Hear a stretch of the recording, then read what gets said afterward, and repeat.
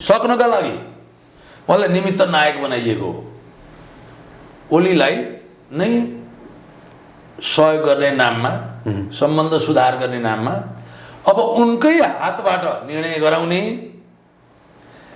उनलाई नै बलशाली बनाएको भान पार्ने र त्यसो गरी गरी उनकै निर्णयबाट उनलाई नै सक्ने सिद्ध्याउने प्रपञ्च हो।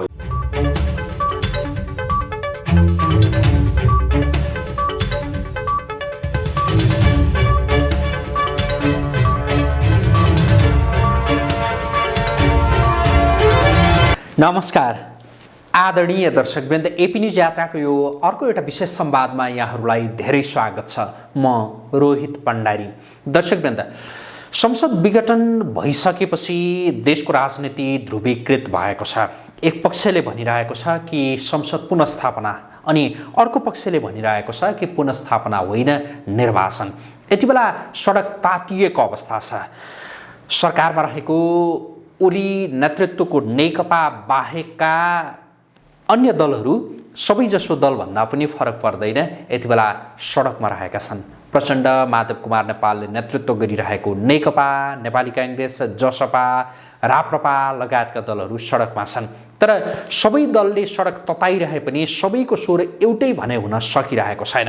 यसको अर्थ सबै दल एकै पटक एउटै मागका साथ सडकमा उर्लिएका छैनन्।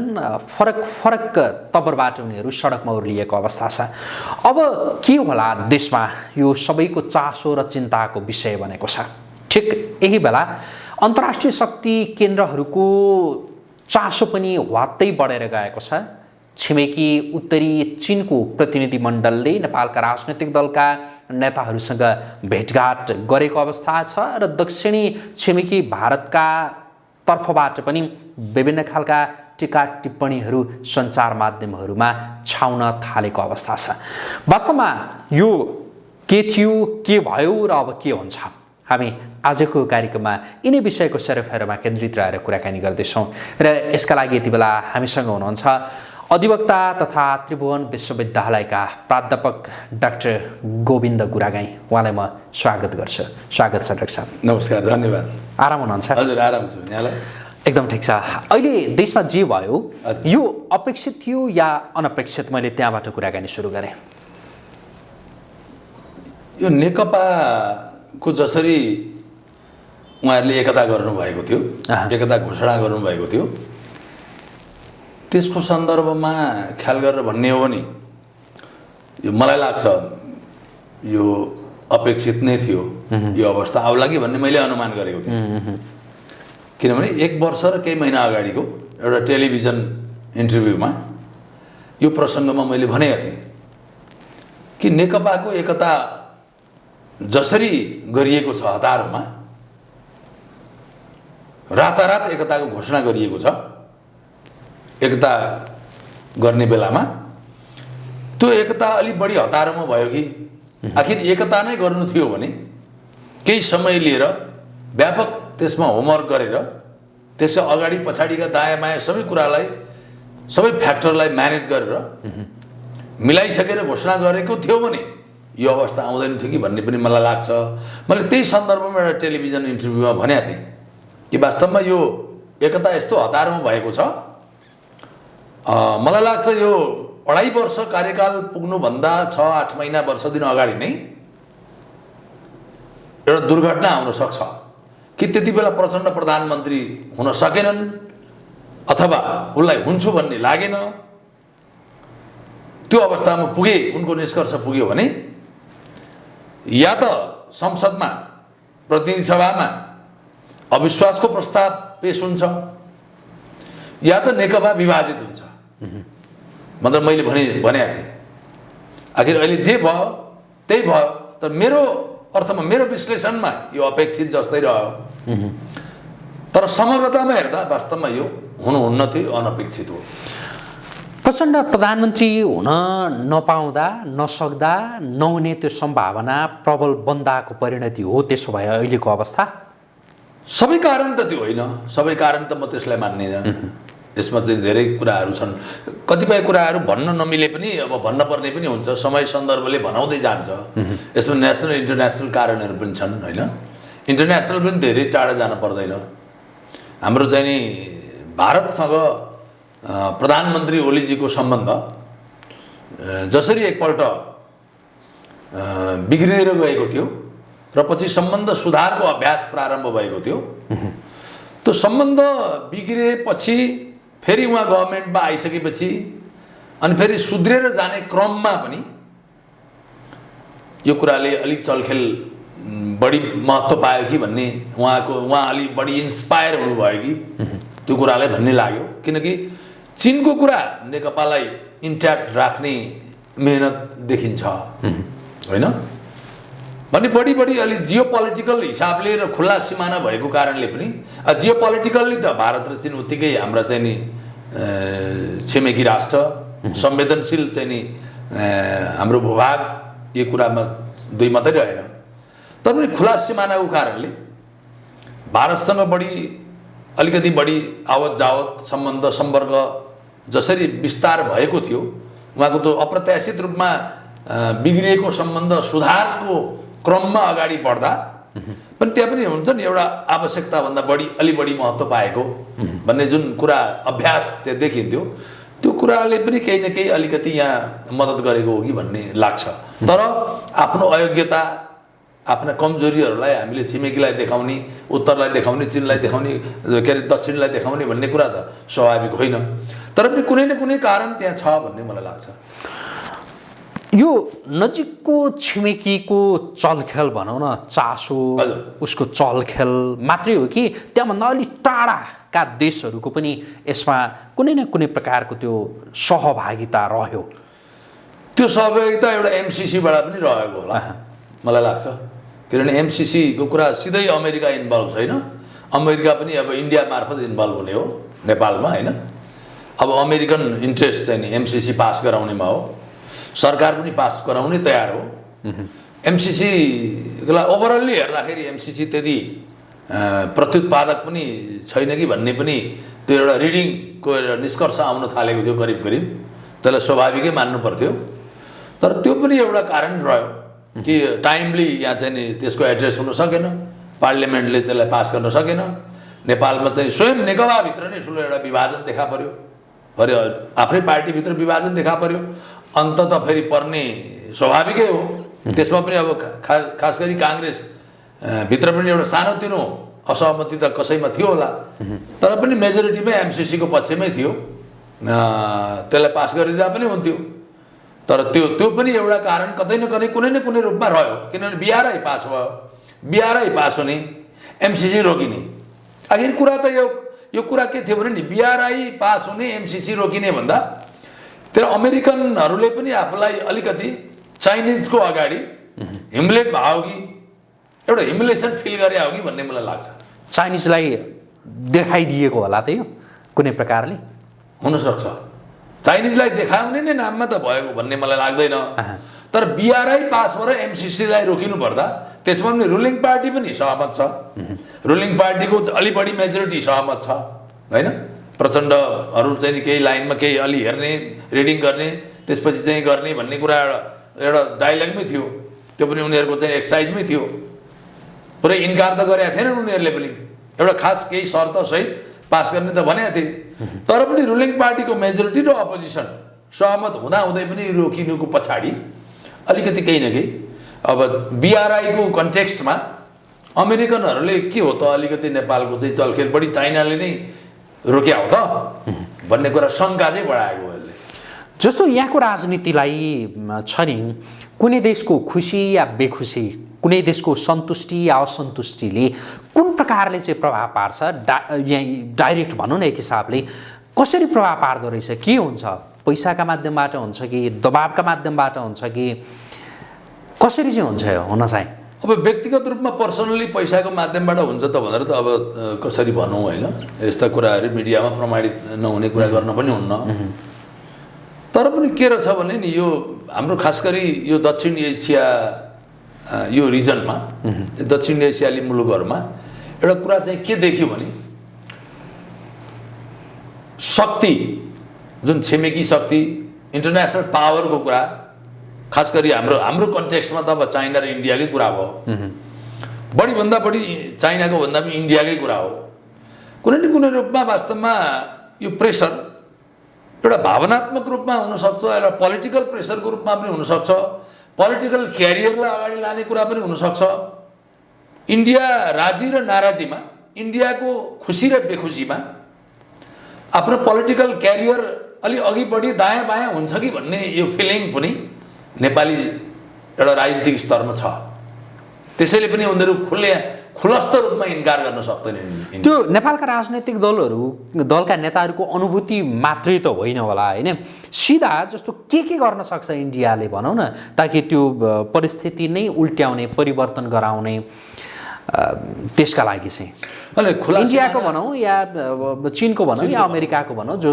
कोहीको भनौँ न विदेशी शक्तिको सबभन्दा ठुलो कुरा त के हो भने नि यसले उसले गर्ने भन्दा पनि अहिलेको हामी कस्तो ठाउँमा छौँ भने हामी चीन र इन्डियाको बिचमा छौँ यो हाम्रो जियो पोलिटिकल चाहिँ सिचुएसन सिनारियो यस्तो संवेदनशील छ सेन्सिटिभ छ यहाँका प्रत्येक राजनीतिक घटनाक्रमहरूलाई चीन र इन्डियाले निहालेर सूक्ष्म रूपमा निहालिरहेको हुन्छ उनीहरूको माइक्रो रिडिङ भइरहेको हुन्छ उनीहरूबाट र यो चाहिँ नेपालको पोलिटिकल डिसिजनमा आइदर इन्डिया अर चाइना अस्ति पनि देख्नुभयो कतिपय चाहिँ पोलिटिकल सेटलमेन्ट चाइनाको एम्बेसडरले तुरुन्तै मिलाइदिने त्यो अवस्था पनि छ भने आखिर त्यत्रो बिग्रेको भड्खालोमा जान्छ कि भनेको अवस्थालाई पनि म्यानेज गरेर त सेटल त भयो नि केही समय त भयो नि भनेपछि त्यो त हुँदो रहेछ नि आखिर चाइनिज एम्बेसडरको यो हर्र चाहिँ यो मिलिटेन्ट किसिमको चाहिँ भेटघाटले तुरुन्तै सेटल गरिदियो नेकपा एकछिन त सेटल भएको आभास भयो नि भने चीनसँग त खुला सिमाना छ हाम्रो कल्चरल कुरा छ हाम्रो हिस्टोरिकल कुरा छ हाम्रो चाहिँ भू राजनीतिक कुरा छ हाम्रो चाहिँ सांस्कृतिक सामाजिक आर्थिक राजनीतिक हरेक कुरा छ त्यसले गर्दा यस्तो त स्वाभाविक रूपमा प्रभाव पर्छ नि ती अन्तर्राष्ट्रिय शक्तिले आशले ज्यादा प्रभावित पार्छन् कि आश देखाएर कि त्रास देखाएर या दुवै देखाएर उनीहरूले प्रभावित पार्छन् होला राजनीतिमा नेपालको राजनीतिमा चाहिँ अन्तर्राष्ट्रिय शक्तिले त्रासले भन्दा नि आशैले देखायो हो आशैले प्रभाव पारेको हो त्रासैले त अब त्यत्रो ठुलो के छ र अब यहाँ त्यो नगर्दैमा उनीहरूको चाहिँ इच्छा सम्बोधन नहुने बित्तिकै एटमिक वारै हुने होइन नेपालमाथि चाहिँ उनीहरूले एट्याकै गर्ने अवस्था पनि होइन त्यो सम्भावना पनि छैन होइन अहिलेको 21औं शताब्दीमा सबभन्दा ठुलो कुरा त अब आशै हो कि आशले अब यहाँ चाहिँ विभिन्न आर्थिक समृद्धिका कुरा छन् विकास र समृद्धिको यात्राको कुरा छ होइन यी विभिन्न किसिमका योजनाको कुरा छन् आयोजनाको कुरा छन् ग्रान्टको कुरा छ अरू धेरै पोलिटिकल सपोर्टको कुरा छ फाइनेन्सियल सपोर्टको कुरा छ एडिबी वर्ल्ड ब्याङ्कका कुराहरू छन् ठुला पूर्वाधारका आयोजनाहरू छन् जलस्रोतको कुरा छ हाइड्रो पावरका कुराहरू छन् यहाँ चाहिँ पूर्वाधार यो सबैभन्दा ठुलो कुरा चाहिँ यो आशै हो त्रासभन्दा पनि त्रास त त्यति ठुलो तर्सिहाल्नुपर्ने अवस्था त होइन तर पनि अब चाइना जसरी चाइना जुन रेटमा अगाडि आइरहेको छ र सँगसँगै प्यारलली इन्डिया पनि त्यसरी चाहिँ अगाडि आइरहेको छ त्यो चाहिँ एउटा त्रास पनि हो एमसिसीको विषयले अमेरिकाको त्यो आत्मसम्मानमा एक हिसाबले ठेस लागेको त्यो विश्लेषण गरिरहँदा पछिल्लो पटक विकसित राजनैतिक घटनाक्रमका बीचमा चिनिया टोलीको नेपाल भ्रमण रह्यो अब यो नेपाल भ्रमणबाट अमेरिकाका मनमा थप चिसो पसेको हुनसक्छ होइन हुनसक्छ अब उसले के सोच्ला के गर्ला र या चीनले थप गर्न सक्ने केही देखिन्छ त्यस्तो अहिले अमेरिकन यो घोषित रूपमा नआए पनि एउटा अनुमानको कुरा हो होइन त्यतिकै अब त्यो पब्लिस्टिक अनुमान पनि गर्न भएन तर कता कता हामी चाहिँ एउटा पोलिटिकल साइन्स एउटा लका स्टुडेन्ट हामी कानुनका राजनीति शास्त्रका विद्यार्थीहरूले के अनुमान गर्न सकिन्छ भने कि वास्तवमा चाइनाको बिआरए चाहिँ पास हुने अनि एमसिसी त्यत्रो चाहिँ एमसिसीका कुरा छन् सुविधाको कुरा छ नेपालको एउटा अवसर मानिएको छ अपर्च्युनिटीको कुरा त्यत्रो देखाइएको छ त्यत्रो अपर्च्युनिटीको ग्यारेन्टी गरिएको छ त्यति हुँदाहुँदै पनि पास हुन्न त्यसमा पनि रुलिङ पार्टी सहमत छ अपोजिसन सहमत छ यति हुँदाहुँदै पनि एउटा रुलिङ पार्टीभित्रको एउटा झिनो मतले अस्वीकार गर्दा गर्दै अथवा ढिलासुस्ती गर्दा गर्दै पनि यो किन रोकिन्थ्यो रोकिनुपर्ने कारण थिएन भनेर बिआरए पास हुने चाइनाको अगाडि जोसँग अमेरिकन एउटा प्रतिस्पर्धा छ कि अब केही चाइनाले त घोषणा गरेको छ कि अब 8-10 वर्षभित्र म अमेरिकालाई क्रस गर्छु र पहिलो इकोनोमिक पावर हुन्छु भन्ने। अब त्यो कुरालाई वास्तवमा उनीहरूको यो चीनसँगको असहमतिले, द्वन्द्वले, यो अमेरिकन चाहिँ नि त्यो इन्ट्रेस्ट हो कि यो एमसिसी भन्ने कुरा पनि, र त्यो नहुँदाखेरि वास्तवमा त्यसको पनि असर छ यसमा। अबको राजनीति कसरी अगाडि बढ्ने त्यो अनुमान गर्न सकिन्छ, के होला अब? अबको राजनीति त हेर्नुहोस्, किनभने यो नेकपाको जुन मैले अघि भनिहालेँ एकताको कुरा, जे होस् एकता भयो उनीहरूको।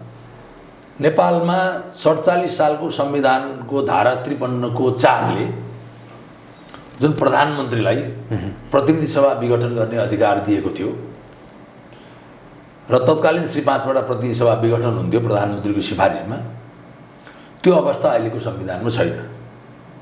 तपाईको प्रश्नको जवाब दिनुभन्दा अगाडि यो अलिकति पृष्ठभूमि हुनुपर्ने हुन्छ, सान्दर्भिक हुन्छ। त्यतिखेरको संविधानको धारा 36 र 42 को व्यवस्थालाई अहिले वर्तमान संविधान 2072 को धारा 76 मा व्यवस्था गरिएको छ, एकै ठाउँमा राखिएको छ। त्यतिखेर 36 र 42 मा भएको व्यवस्थालाई, संवैधानिक व्यवस्थालाई अहिलेको नेपालको जुन 72 सालको जारी संविधान हो, त्यो संविधानको धारा 76 मा ल्याएर राखिएको छ। त्यसले 4 किसिमका सरकारको परिकल्पना गरेको छ। 4 सरकारको भन्नाले 4 वटा बाटोबाट प्रधानमन्त्री नियुक्त हुन सक्छन्। एउटा प्रतिनिधि सभामा बहुमत प्राप्त गर्ने संसदीय दलको नेता प्रधानमन्त्री हुने कुरा हो।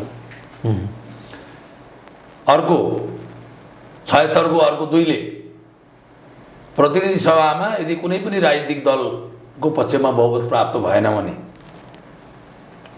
2 वा 2 भन्दा बढी दलहरूको समर्थनमा प्रधानमन्त्री, उनीहरूले छानेको नेता प्रधानमन्त्री हुने र त्यसरी मन्त्री परिषदको गठन हुने। अनि तेस्रोमा त्यसरी पनि सरकार बनेन वा बनेको सरकारले 30 दिनभित्रमा विश्वासको मत प्राप्त गर्न सकेन भने प्रतिनिधि सभामा सबैभन्दा बढी सिटमा विजय प्राप्त गर्ने दलको, संसदीय दलको नेता प्रधानमन्त्री नियुक्त हुने र त्यसरी नियुक्त प्रधानमन्त्रीले पनि 30 दिनमा भित्रमा बहुमत प्रमाणित गर्नुपर्ने, विश्वासको मत हासिल गर्नुपर्ने। त्यसरी पनि प्रधानमन्त्री नियुक्त हुन सकेन वा त्यसरी नियुक्त प्रधानमन्त्रीले पनि नियुक्त भएको 30 दिनभित्रमा विश्वासको मत प्राप्त गर्न सकेनन् भने अर्को एउटा नयाँ व्यवस्था पनि छ यो 72 सालको संविधानमा कि प्रतिनिधि सभाको कुनै सदस्यले मलाई प्रधानमन्त्री पदमा नियुक्त गरेको खण्डमा म विश्वासको मत प्राप्त गर्न सक्छु भन्ने केही आधार प्रस्तुत गरेर उनले प्रस्तुत गरेको आधारमा राष्ट्रपति कन्भिन्स भएको खण्डमा प्रधानमन्त्री नियुक्त हुन सक्ने र त्यसरी प्रधानमन्त्री नियुक्त भएमा पनि 30 दिनभित्रमा विश्वासको मत प्राप्त गर्नुपर्ने अथवा त्यसरी प्रधानमन्त्री नै नियुक्त हुन सकेनन् नियुक्त भए भने 30 दिनभित्रमा विश्वासको मत प्राप्त गर्नुपर्ने, विश्वासको मत प्राप्त भएन भने अनि चाहिँ स्वतः विघटनमा जाने प्रतिनिधि सभा। यो संवैधानिक व्यवस्था हो हाम्रो। तर अहिले के भयो त के भन्दा संसदमा बहुमत प्राप्त प्रधानमन्त्री, त्यो पनि 2/3 को नजिक को प्रधानमन्त्री, त्यस्तो प्रधानमन्त्रीले प्रतिनिधि सभालाई भङ्ग गर्नुभयो, त्यस्तो प्रधानमन्त्रीले प्रतिनिधि सभा विघटनको सिफारिस गर्नुभयो। त्यो कल्पना यो 72 सालको संविधानले, अहिलेको मुलुकको प्रचलित संविधानले त्यो परिकल्पना गरेको छैन, त्यो व्यवस्थै छैन। व्यवस्था त मैले भनिसकेँ यहाँलाई, 2 वा 2 भन्दा बढी दलहरूको समर्थनमा बनेको प्रधानमन्त्रीले पनि सरकार सञ्चालन गर्न सक्नु भएन। अप्ठ्यारो भयो, त्यसको अर्को विकल्प पनि छैन। अथवा लार्जेस्ट पार्टीको प्रधानमन्त्रीले पनि विश्वासको मत लिन सक्नु भएन, अथवा सरकार सञ्चालनमा अब्स्ट्याकल आयो, अथवा प्रतिनिधि सभाको कुनै सदस्य प्रधानमन्त्री हुनुभयो, उहाँले विश्वासको मत हासिल गर्न सक्नु भएन, अथवा उहाँको सरकार पनि सङ्कटमा पर्यो। र अर्को विकल्पहरू सबै वैकल्पिक अभ्यास सबै सकियो। अब वैकल्पिक अभ्यास गर्ने संविधानले कुनै स्पेस दिएको छैन भने त्यो अवस्थामा विघटन हुनुपर्ने संवैधानिक व्यवस्था हो, हुन सक्ने। तर अहिले भएन भने अब के हुन्छ भन्ने कुरा, अब त के हुन्छ भने त यो त संवैधानिक सङ्कट हो। यस किसिमलाई अहिले मुलुकको एक्जिस्टिङ संविधानको आधारमा भन्नुपर्दा यो त संवैधानिक सङ्कट हो। यस अर्थमा कि संविधानमा हुँदै नभएको व्यवस्थालाई प्रयोग गरेर प्रधानमन्त्रीले प्रतिनिधि सभा भङ्ग गर्ने सिफारिस गर्नुभयो, राष्ट्रपतिले पनि संविधानविदहरूसँग, कानुनविदहरूसँग, प्रतिनिधि सभामा प्रतिनिधित्व गर्ने राजनीतिक दलका नेताहरूसँग, पार्टी प्रमुखहरूसँग छलफल गरेर, संवाद गरेर यसको निकास के हुन सक्छ, समाधान के हुन सक्ला भन्ने एउटा शिष्टाचार पूर्वकको एउटा चाहिँ छलफल गरेर गर्न मिल्ने नमिल्ने, अथवा उहाँले चाहेदेखि सर्वोच्च अदालतसँग राय पनि माग्न सक्नुहुन्थ्यो होला। अब यो सब यसको मतलब के हो भने यो संवैधानिक सङ्कट हो। यो चाहिँ नि यो अब त्यो यो इन्टेन्सनली गरिएको छ। यसलाई धकेलेर हुँदै नभएको संविधानमा हुँदै नभएको व्यवस्थालाई जबरजस्त धकेलेर यो चाहिँ असंवैधानिक कदम चालिएको छ।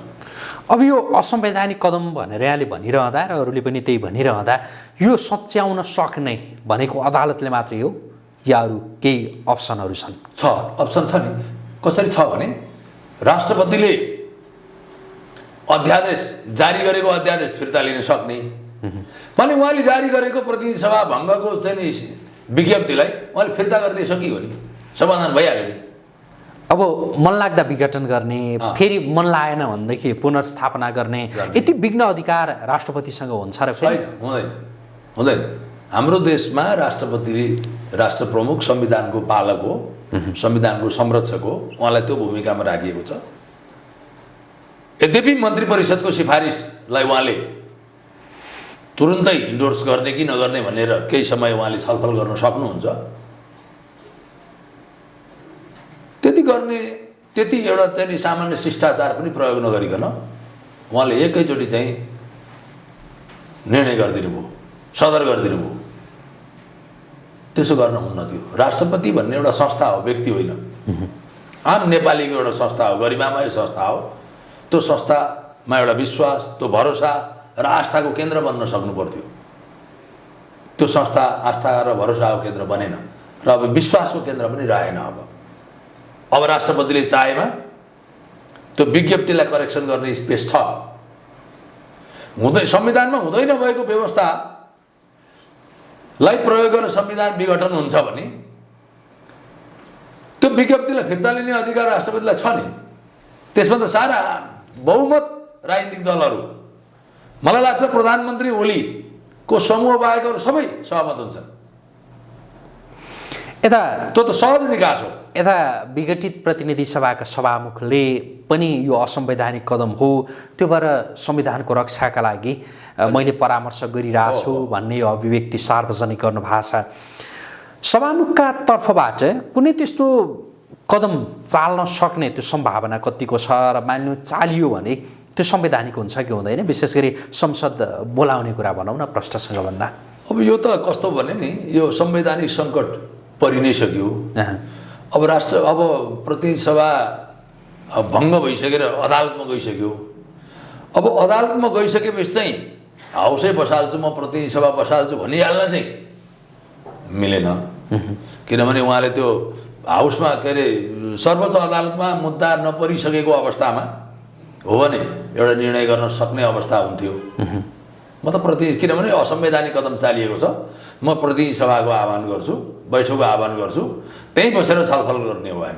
हाम्रो यो संसद भनेको, प्रतिनिधि सभा भनेको हाम्रो प्लेटफर्म हो। सारा जनताको आस्था र भरोसा हो, केन्द्र हो।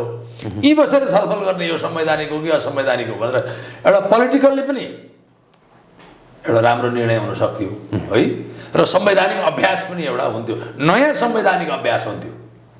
त्यो चाहिँ ढिला भइसक्यो, त्यो ढिला भयो। अब सर्वोच्च अदालतमा गएर इजलासै तोकिसक्यो, बहसै प्रारम्भ भइसक्यो, अब चाहिँ त्यो गरेर त्यही गर्न चाहिँ मिलेन। तर उहाँको भूमिका महत्त्वपूर्ण छ, त्यो अदालतलाई उहाँले जवाब दिनुपर्छ होइन, उहाँले जवाब तयार गर्दै हुनुहुन्छ भन्ने सुन्दैछु। यो असंवैधानिक कदम हो, यति कारणले गर्दा यो संविधान बमोजिम प्रतिनिधि सभा भङ्ग हुन सक्दैन, विघटन हुन सक्दैन भन्ने एउटा जस्टिफिकेसन त उहाँले पठाउँदै हुनुहुन्छ भन्ने लाग्दैछ। यो संवैधानिक सङ्कट सँगसँगै अब राजनीतिक सङ्कट पनि हो होइन, त्यो हुँदै हो। अब यो राजनीतिक सङ्कटको यो निकास कसरी हुँदै जाला, के होला? अब जस्तो निर्वाचन घोषणा भएको अवस्था छ, देशमा निर्वाचन होला कि नहोला, के देख्नु भएको छ? प्रधानमन्त्री ओलीजीको यो प्रतिनिधि सभा विघटन गर्ने सिफारिस जुन गर्नुभएको छ, यो सिफारिस सँगसँगै यसमा यो तोकिएको मिति 2078 साल वैशाख 17 र 27 गते चुनाव गर्ने गरी यो मिति तोकिएकै छैन। यो त संविधानमा 6 महिनाभित्रमा प्रतिनिधि सभाको निर्वाचन हुनुपर्छ भन्ने एउटा व्यवस्था छ। संविधानमा नभएको व्यवस्था प्रयोग गरेर उहाँले भङ्ग गराउनु भयो, र संविधानमा भएको व्यवस्था चाहिँ 6 महिना भन्छ नि त, फेरि वर्ष दिन पुर्यायो भने त हुँदैन भन्ने भएर उहाँले 6 महिनाभित्रको मिति तोके मात्रै हो। त्यो संविधान बमोजिम त चुनाव गर्ने गरी तोकेको मिति पनि होइन, चुनाव पनि हुँदैन। के उद्देश्य होला, पनि हुनुहुन्न, के उद्देश्य होला त प्रधानमन्त्रीको? यो त उद्देश्य त आफ्ना प्रतिद्वन्दीलाई तह लाउने मात्रै हो, अरू केही पनि होइन। प्रचण्ड, माधव कुमार नेपाल र अरू जो छन् उनीहरूलाई तह लगाउने, तह लाउने हो, त्यति मात्र। अरूलाई तह लाउँछु भनेर जुन कदम अगाडि बढाउँदै जाँदा आफै तह लाग्ने यो सम्भावना कतिको छ? सम्भावना छ, ठिक, बडा सान्दर्भिक प्रश्न गर्नुभयो। वैशाख 17 र 27 आगामी 2078 वैशाख 17 र 27 प्रतिनिधि सभाको चुनाव हुने अवस्था छैन। महिनौँ दिन त यो अदालतकै कुरा लाग्छ फैसला आउनलाई। अदालतको फैसला आइसक्दा पनि अब प्रतिनिधि सभालाई विघटनलाई सदर भयो भने अत्यन्तै ठुलो मोडमेडमै जान्छ देश। किनभने संविधान त कोल्याप्स हुन्छ नि त, संविधानमा भएको व्यवस्था त सिद्धियो नि त, संविधान त सङ्कटमा पर्यो नि। संविधानमा हुँदै नभएको व्यवस्थाले प्रतिनिधि सभा विघटन गरिसकेपछि संविधान रह्यो त रहेन नि, संविधान त मर्यो नि। भनेपछि मुठभेडमा जान्छ। मुठभेडमा जानु भनेको प्रधानमन्त्रीले सङ्कटकाल लाउनुहुन्छ। मलाई लाग्छ उहाँ त सर्लगै त प्रधानमन्त्री छोडेर त आउनुहुन्न बाहिर, कुर्सी छोडेर त बाहिर आउनुहुन्छ जस्तो मलाई लाग्दैन। त्यसो गर्नलाई विघटन गर्नु भएको छैन, त्यही न्युमा उहाँले सङ्कटकाल लाग्नुहुन्छ जस्तो। यो संविधानमा भएको व्यवस्थालाई दुरुपयोग गर्नुहुन्छ। सङ्कटकाल लाग्ने भनेको त्यो चान्चुने कुरा होइन, त्यो चाहिँ त्यतिकै सेन्टिमेन्टल भएर सङ्कटकाल लाग्ने भन्ने कुरा आउँदैन। तर पनि मलाई लाग्छ उहाँको नियत सङ्कटकाल लगाएर भए पनि चुनाव टार्ने हो, ढकेल्ने हो। अनि 17 र 27 को मिति क्रस भइसकेपछि त अनि मेरै कार्यकाल लम्बिने हो भन्नेमा हुनुहुन्छ उहाँ। तर त्यो मिति लम्बिसकेपछि उहाँलाई के थाहा छ छैन मलाई थाहा छैन।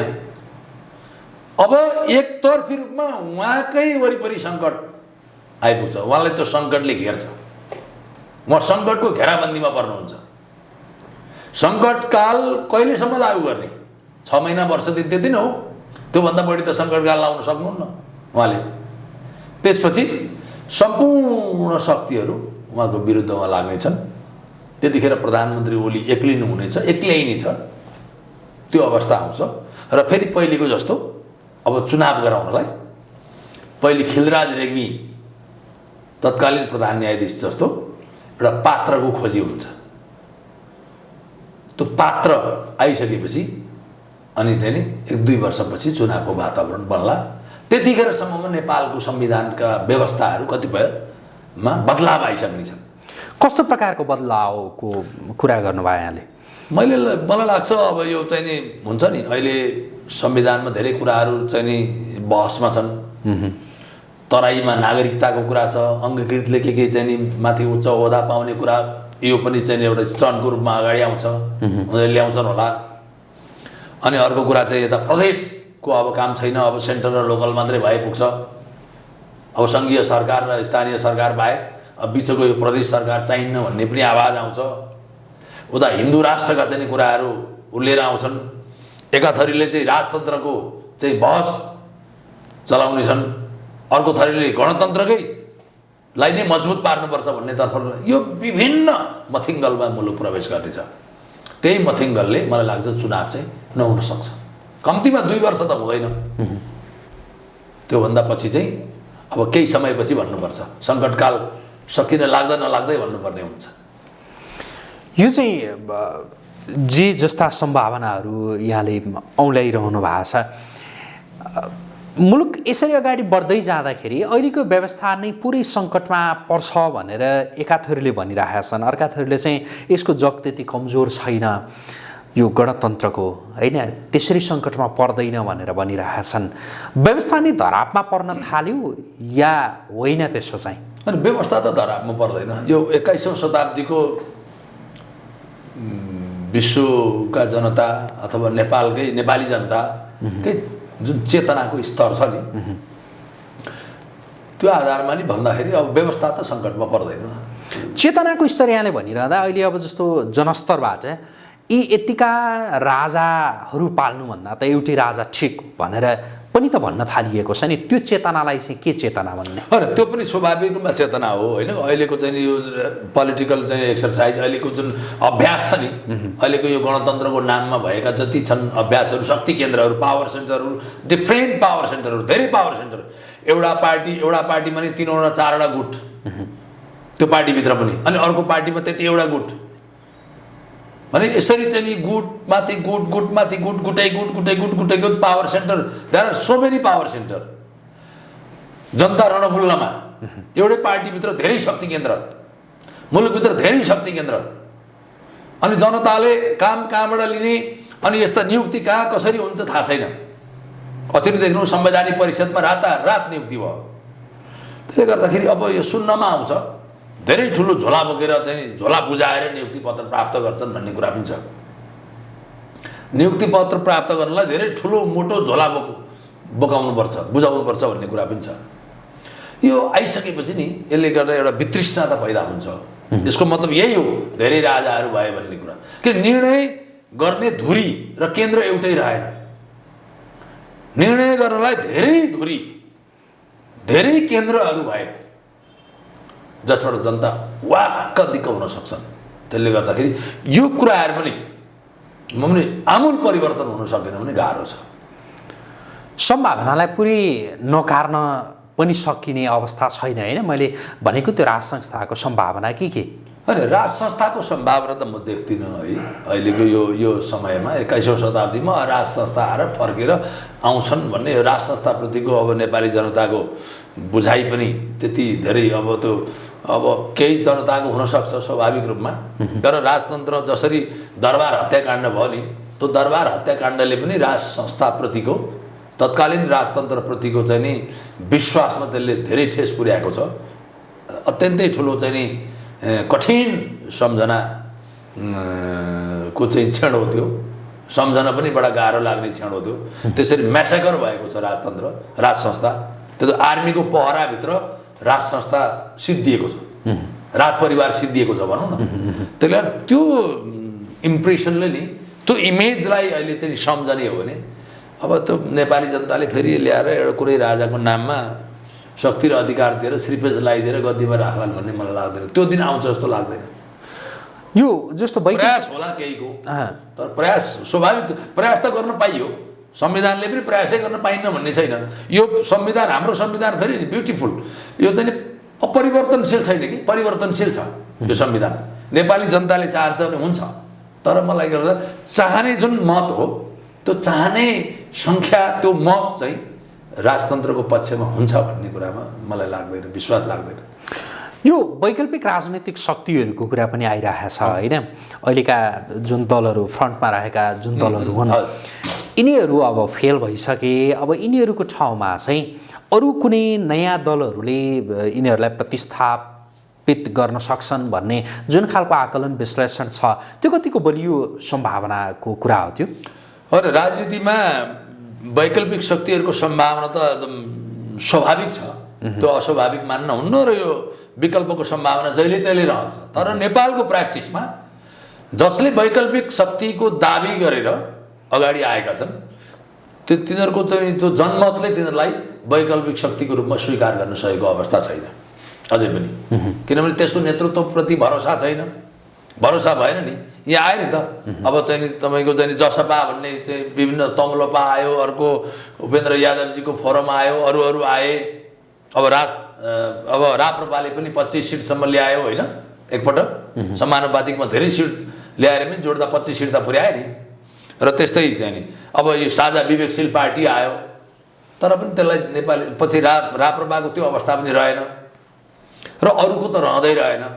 आखिर यहाँ के भयो भने त्यही कारण त्यो रहेन, अरू वैकल्पिक शक्तिको रूपमा अरू देखिएनन् भनेर नै वास्तवमा नेकपा र नेपाली काङ्ग्रेसको वरिपरि नेपाली जनमत केन्द्रित हुनु परेको र यहाँ अलिकति चाहिँ नि विश्वासयोग्य भरोसा गर्न लायक विकल्प देखिने बित्तिकै र यिनै पार्टीका पनि अलिक गतिला क्याडरहरू र अरू मिलेर चाहिँ वास्तवमा हामी वैकल्पिक शक्तिको रूपमा अगाडि आउँछौँ, हामीलाई पत्याउनुहोस्, विश्वास गर्नुहोस् भनेर आएका दिनमा सोच्नुपर्ने अवस्था हुनसक्छ। तर अहिले जुन भइरहेका छन् त्यसलाई चाहिँ नेपाली जनताले त्यति वैकल्पिक शक्तिको रूपमा स्वीकार गरेका छैनन्। अरू अहिले भइरहेका ठुला पार्टीप्रति पनि वितृष्णा छ, चाहेको छ, तर विकल्पमा विश्वास गर्न लायक शक्तिहरू पनि त्यति देखिसकेको अवस्था छैन। त्यही कारणले त हो नि यिनै पार्टीहरूको बिचमा राष्ट्रिय राजनीति घुमफिर गरिरहनु परेको। अब नेकपाकै विषयमा एकैछिन कुरा गरौँ। हजुर। नेकपा जो विभाजित भएको अवस्था छ, यसले औपचारिकता पाउन त बाँकी छ, तर विभाजित भयो। अब यो नेकपाको कुन चाहिँ पक्ष चाहिँ को भविष्य चाहिँ अलि राम्रो देखिन्छ? हुन त यो अलिकति ज्योतिषीय प्रश्न जस्तो पनि लाग्न सक्छ, तैपनि तपाईँ एउटा राजनैतिक राम्रो एकजना विश्लेषक होइन, राजनीति शास्त्रकै एकजना अध्यापक प्राध्यापक, के देख्नु भएको छ अहिले? वास्तवमा फ्रेङ्कली स्पिकिङ के अहिलेसम्म जे देखियो त्यही नै भन्नुपर्छ। अहिले विभाजित नेकपा भित्र पनि अलिकति पावरमा भएर पनि होला, अथवा योभन्दा विभाजित हुनुभन्दा अगाडिको पोजिसनले पनि होला, अलिकति चाहिँ नि इन्डियासँग यो नाकाबन्दीको सवालमा केपी ओलीले त्यतिखेर लिएको स्ट्यान्डले पनि होला होइन। त्यसलाई चाहिँ नि भन्नुपर्दाखेरि अलिकति पब्लिक क्रेज चाहिँ ग्राउन्ड चाहिँ केपी ओलीकै पक्षमा देखिन्छ। तर अब यो कमिटी प्रणालीबाट हेर्ने हो भने त अब सिधै अब सचिवालयदेखि स्थायी कमिटी, सेन्ट्रल कमिटी र सबै कमिटीमा त अब प्रचण्ड माधव नेपाल समूहकै देखियो होइन। तर अब जनमतलाई हेर्दा चाहिँ, पब्लिक क्रेज हेर्दा चाहिँ त्यो चाहिँ प्रधानमन्त्री ओलीकै पक्षमा देखिन्छ। हुन त निर्वाचन हुँदैन त्यो सम्भावना छैन भनेर यहाँले भनिसक्नुभयो। मानिलिउँ भोलिका दिनमा निर्वाचन भयो भनेदेखि त्यति बेला ओलीको पक्षमा राम्रो देखिने या प्रचण्ड माधव नेपालको पक्षमा राम्रो देखिने? अलिक टाढाका कुरा गरिरहेको छु, तैपनि यो मान्छेको त्यो एउटा चासोको विषय पनि हो। होइन, निर्वाचन हुने बेलासम्म त प्रचण्ड माधव पक्षमा अगाडि आउँछ। किन अहिले मैले त अहिलेको कुरा गरेको, अहिले तत्कालीन यो बेलाको पब्लिक क्रेज ओलीसँग छ। निर्वाचन त हेर 2 वर्षभन्दा अगाडि हुँदैन, त्यतिखेर ओलीलाई एक्ल्याइसकेको अवस्था हुन्छ, ओली एक्लिसक्छन् र त्यहाँभित्रको भारी मत प्रचण्ड माधव पक्षमा जान्छ। यता कतिपयले प्रधानमन्त्री केपी शर्मा ओलीका माथि विभिन्न खालका शङ्काहरू गरिरहेका छन्, जस्तो ओलीलाई यो सङ्घीयता मन परेको छैन, ओलीलाई यो राज संस्थाको भित्र मनमा गढेको छ, गणतन्त्र मन परेको छैन भनेर भनिरहेछन्। प्रधानमन्त्री ओली, उहाँको समूह र राज संस्था पक्षधरहरूका बिचमा भित्रभित्र कुनै साँठगाँठको अनुमान गर्न सकिन्छ? त्यस्तो मान्छेले जे आरोप लगाइरहेछन् कि यो आरोपका लागि लगाइएको आरोप मात्रै हुन सक्छ? साँठगाँठै त यसो छ, अब त आन्दोलनको बेलामा बैलगाडा चढेर चाहिँ अमेरिका पुग्न सकिन्न भन्ने जुन उहाँको चाहिँ नि लाक्षणिक कुरा हो, त्यो भन्दाखेरि वास्तवमा उहाँलाई भित्र प्रेमपूर्वक गणतन्त्र उहाँले चाहेको जस्तो त लागेन मलाई होइन। त्यो जसलाई सुकै पनि लागेन, कसैलाई पनि लागेन। अब लागे पनि नलागे पनि आइ नै सक्यो गणतन्त्र, आइसकेपछि लाग्नै पर्यो। त्यही गणतन्त्रभित्रमा दुईपटक प्रधानमन्त्री भयो, एकपल्ट झन्नै 2/3 मत प्राप्त गर्नुभयो, उहाँको पार्टीले प्राप्त गर्यो, त्यसरी पनि उहाँ प्रधानमन्त्री हुनुभयो। त अब साठगाँठ चाहिँ छ भन्ने मलाई लाग्दैन। तर के चाहिँ छ भने उहाँ अहिले चाइनाभन्दा इन्डियासँग नजिक हुनुहुन्छ प्रधानमन्त्री प्रष्ट रूपमा। किनभने चाइनाको टोलीले त अरू केही गर्दैन, नेकपा इन्ट्याक्ट रहनुपर्छ भन्न आएको। अस्ति तपाईँहरू यति निम्न स्तरको गाली गलौजमा नउत्रिनुहोस्। के कारण पर्यो कि तपाईँहरूलाई नफुटिन सक्ने के कारण आयो त्यो बुझ्न। र अब आखिर नफुट्नु पर्ने थियो, फुट्नुभयो। अब यति निम्न स्तरको गाली गलौजमा नउत्रिनुहोस् ताकि भोलि तपाईँहरूलाई फेरि कार्यगत एकता गर्न पनि एउटै टेबलमा बस्नु नसक्ने अवस्था आउला। त्यो स्पेस चाहिँ राख्नुहोस् है, जोगाउनुहोस् है भन्न मात्रै आएको। अब एक हुनुहोस् भन्ने सम्भावना पनि छैन, एक पनि हुँदैन। तपाईँले अहिले भन्नुभयो नि चाइनासँग मैले भन्दै थिएँ। हजुर, तर त्यति गर्दा गर्दै पनि प्रधानमन्त्री ओलीलाई के छ त भन्दा त्यो तर्कमा उहाँ राजी हुनुहुन्न। किनभने मैले यिनीहरूसँग मिल्नु भनेको मैले सधैँ घेराबन्दीमा परिरहनु, दुःख पाइरहनु, आक्रमण सहिरहनु भन्ने बुझ्नु भएको छ। तर उहाँले के ख्याल गर्नु भएको छैन, उनीहरूले भन्दा मैले बढी आक्रमण गरेको छु भन्ने कुरा उहाँले ख्याल गर्नु भएको छैन। प्रधानमन्त्री ओली चाइनासँग भन्दा इन्डियासँग नजिक भनेर तपाईँले भन्नुभयो होइन।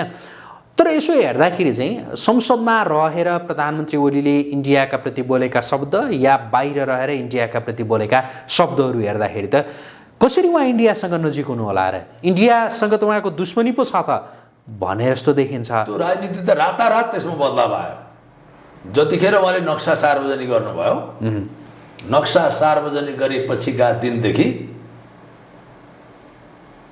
त्यो अवस्थामा रातारात परिवर्तन आयो। कि इन्डियाले के बुझ्यो भने अब वास्तवमा ओलीसँग अब टाढा रहेर होइन, मिलेको नाटक गरेर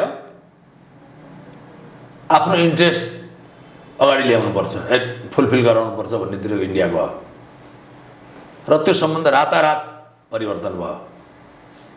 नरेन्द्र मोदीले नै मेलमिलापको हात बढाउनु भयो र ओलीजी र नरेन्द्र मोदीमा अहिले त्यति निकटता छ। र जसरी सामन्त गोयल आए गुप्तचर विभागका प्रमुख, पछि सरकारले जवाफ दिन नसकेर त्यसरी चाहिँ आधार कार्ड देखाएर एयरपोर्टबाट बाहिरिँदाखेरि पछि चाहिँ सरकारले जवाफ दिन अप्ठ्यारो परिसकेपछि नरेन्द्र मोदीको दूत भन्नु पर्यो होइन। त्यतिखेरैबाट यो चाहिँ नेपालको प्रतिनिधि सभा आखिर केही लागेन भने तह लगाइदिने भन्ने सम्मको कुरा मिल्या उनीहरूसँग। भनेको मोदीको सल्लाह बमोजिम नै हुनसक्छ संसद विघटन भएको भन्नुभयो। साउथको कुरै छैन नि, साउथको उहाँलाई पाएर छ, साउथको चाहिँ नि सहयोग छ, कुरै छैन नि। त्यो सहयोग चाहिँ अन्तर्मनको सहयोग हो इन्डियाको या ओलीलाई नै भोलिका दिनमा कसरी सक्दै जाने सक्नका लागि चाहिँ सक्नका लागि सहयोग हो, अन्तर्मनको होइन। सक्नका लागि उहाँलाई निमित्त नायक बनाइएको हो। ओलीलाई नै सहयोग गर्ने नाममा, सम्बन्ध सुधार गर्ने नाममा अब उनकै हातबाट निर्णय गराउने, उनलाई नै बलशाली बनाएको भान पार्ने र त्यसो गरी गरी उनकै निर्णयबाट उनलाई नै सक्ने सिद्ध्याउने प्रपञ्च हो यो इन्डियाको। भारतले ओलीलाई उचाल्यो र ओलीलाई पछार्यो।